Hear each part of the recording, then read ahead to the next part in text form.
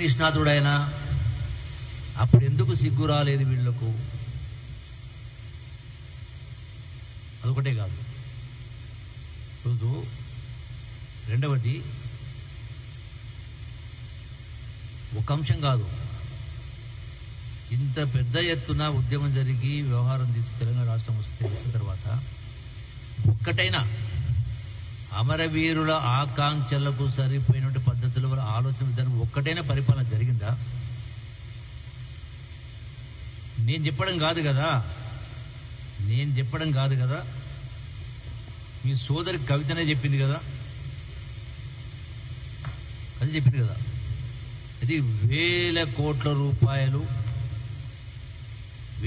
రూపాయలు అక్రమార్జన చేసిందని. సో దానిపైన ఎందుకు వీళ్ళు దాటేస్తున్నారు? మరి అది స్పందించాలి కదా. ఒక మాట మాట్లాడేసి సస్పెండ్ చేసినాం కాబట్టి ఇంక అయిపోయినట్టే సరిపోద్దా? మరి కుటుంబ సభ్యురాలే ప్రతిరోజు ప్రతినిత్యం కలిసి మీ కుటుంబంలో ఉన్నటువంటి వాళ్ళే ఆ మాట మాట్లాడిందంటే అంటే ఏమీ లేకుండానే మాట్లాడిందా? ఆమె ఏదో తక్కువ నేను అంటలేను, అన్నీ కూడా ఒకతాను ముక్కలే. స్పందిస్తే వాళ్ళ బండారం ఈమె బయట పెడితే, వీళ్ళు స్పందిస్తే ఆమె బండారం బయటపడాల్సి వస్తుంది. పని కింద మాట్లాడతలేరు. సిగ్గు శరం అనేది ఆ మాట మాట్లాడినప్పుడు అన్నిటి కలిపి మాట్లాడాలి. మాట్లాడితే మీకు అవసరం ఉన్నదానికి ఒక మాట, ఇంకో దానికి ఇంకో మాట. అయినా ప్రజాస్వామ్యాన్ని మీరు కూలి చేసిండ్రు కదా. ఈరోజు ఏ శాసనసభ్యులు కూడా ఎవరో చిన్నపిల్లలు ఏం కాదు కదా. అంటే ఒకరు చెప్తే చేసేటోళ్ళ, ఒకరు తినిపిస్తే తినేటోళ్ళ, ఆలోచన అవగాహన లేకుంటే శాసనసభ్యులు అయినరా? స్పష్టంగా చెప్పిండ్రు, కలిసి ఉండొచ్చు, పనుల కోసం కలిసినాం అంటున్నారు. రకరకాలు ఉన్నాయి. దానిపైన ఏదన్నా స్పీకర్ అటెండెన్స్ కోర్టు పరిధిలో ఉంది. దానిపైన మనం ఎందుకు మాట్లాడాలి, ఎందుకు చర్చించాలా? సమయం సమాధానం చెప్తుంది కదా. రెండవది, మరి వీళ్ళే మాట్లాడిండ్రు, ఈ ప్రభుత్వం రేపు మాట్లాడిండ్రా?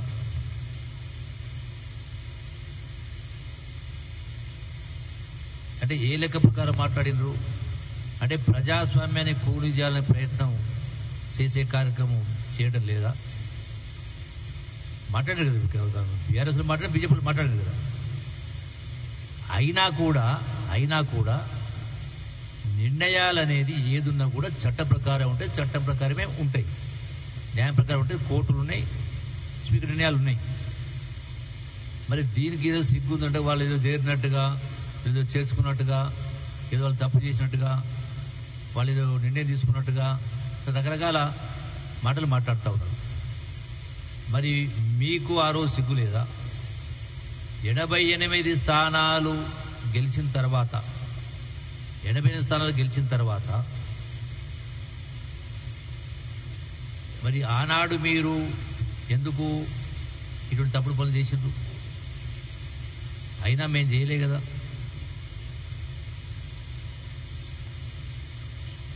అంటే ప్రజాస్వామ్యాన్ని కూలి చేసింది మీరు, కూలి చేసే ప్రయత్నం చేసిన మీరు, మళ్ళీ మీరే పెడబబలు పడుతూ సిగ్గుందని మాట్లాడుతూ ఉన్నారు. ఇలా అక్షయ పాత్ర లాంటి రాష్ట్రాన్ని చేతికి అప్పగిస్తే వేల కోట్ల రూపాయలు దోసుకునే కార్యక్రమం జరిగి, దోసిపెట్టే కార్యక్రమం జరిగి, మళ్ళా సిగ్గుందా అని మాట్లాడితే అది కేటీఆర్ స్థాయికి తగిన మాటలు కాదు. సగం మాట్లాడి సగం వదిలేస్తా ఉన్నారు.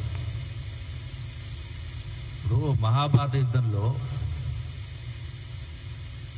భీష్మాచార్యుడు కురుక్షేత్ర యుద్ధంలో అంటే వీరోచితంగా పోరాటం చేస్తున్న సందర్భంలో అశ్వత్థామ, ఆయన కుమారుడు,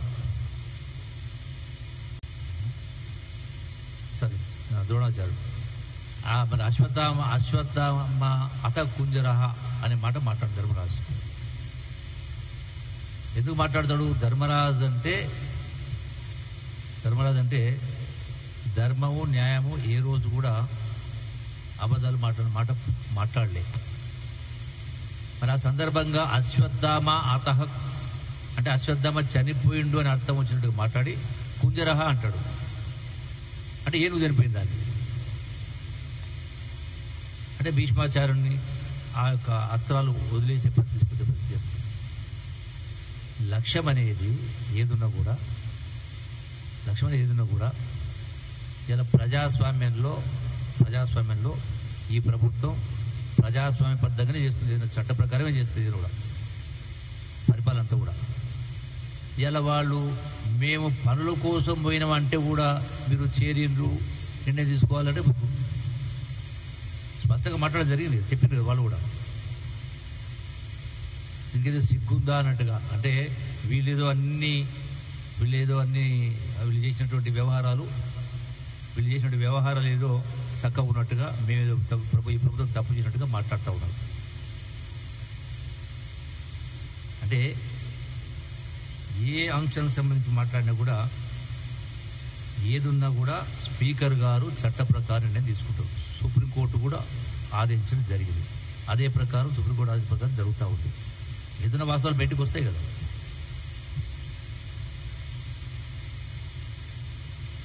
రోజున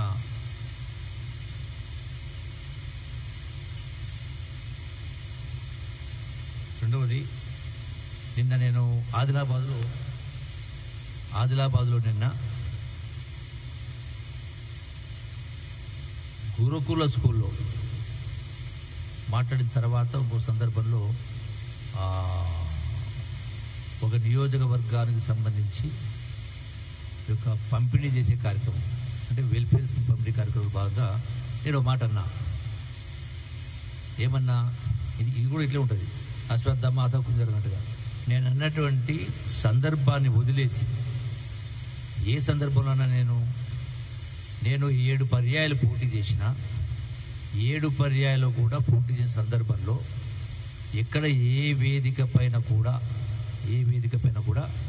నేను హామీలు ఇవ్వలేదు. అయినా అన్ని పనులు చేసినాం, ఏ ఒక్క హామీ ఇవ్వకపోయినా అనే మాట నేను మాట్లాడడం జరిగింది. దాన్ని వదిలేసి మళ్ళీ సిగ్గుందా అని మాట్లాడేటువంటి కేటీఆర్కి సంబంధించినటువంటి సోషల్ మీడియా కావచ్చు, ఇంకోరు కావచ్చు, బీఆర్ఎస్ సోషల్ మీడియా కావచ్చు, దాన్ని వదిలేసి అంటే జూపల్లి గారు అస్త్రాలు వదిలేసిండ్రు, నైరాశ్యలు ఉన్నారు, నిరాశలు ఉన్నారని మాట్లాడుతూ ఉన్నారు. ఏ పార్టీకి తెలియదు కింద. అంటే అసలు వాస్తవం నేను మాట్లాడింది ఏంది, వీళ్ళు మీడియాలో ప్రచారం చేస్తున్నది ఏంది, నేను తప్పు మాట్లాడినా అబద్ధం ఉన్న వాస్తవమే మాట్లాడినా. అయినా కూడా హామీలు ఇవ్వకపోయినా అన్ని పనులు నెరవేర్చిన కాబట్టి మళ్ళీ నన్ను శాసనసభకు పంపించారు. ఇది వదిలేసి ఏదో నిరాశలో ఉన్నారు, నిస్పృహలో ఉన్నారు, నైరాశ్యలో ఉన్నటువంటి మాట మరి వాళ్ళకి సంబంధించినటువంటి సోషల్ మీడియా కావచ్చు, ఇంకా ఏమంటారు చదివేస్తే ఉన్నమతి పోయిందన్నట్టుగా కొన్ని అక్కడక్కడ కొన్ని ఛానల్స్ అంటే వాస్తవాలు తెలుసుకోకుండా చేస్తున్నారు, లేకపోతే రాజకీయం కోసం చేస్తున్నారు కింద అంతగా అనిపిస్తుంది. ఒకటి ఈ రోజున 100% ఇలా మాట్లాడాల్సింది కేటీఆర్ మాట్లాడాల్సింది మొత్తం రాష్ట్రాన్ని అప్పులకుప్పగా మార్చి ఇలా నెలకు 6,500 కోట్ల రూపాయలు వడ్డీ కట్టే పరిస్థితి వచ్చింది. దానికేమో సిగ్గు లేదు. సంవత్సరానికి 70,000 కోట్ల రూపాయలు. సిగ్గు ఎవరికి ఉండాలి?